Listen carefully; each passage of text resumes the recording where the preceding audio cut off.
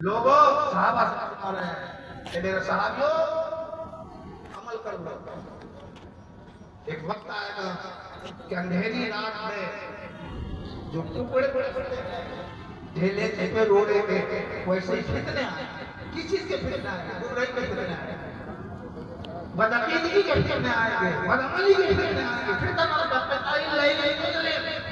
मदरसा अब हाल ये होगा कि सुबह में आदमी मुसलमान रहेगा, शाम में काफिर हो जाएगा। शाम में मुसलमान रहेगा, सुबह में ऐसे ऐसे इतनी गुमराहियां हैं। ये कौन लाएगा? ये कोई डॉक्टर लाएगा या इंजीनियर के जरिए से, कोई नेता के जरिए लाने वाला, कोई बायोलॉजी में लाने वाला? ये फितना मजाया क्या? ये फितना लाएंगे कौन? जो मस्जिदों के बस मस्जिदों के मिंबर में रहने वाले अपने दीन को वो दुनिया के बदले बेचेंगे। कौन बेचेगा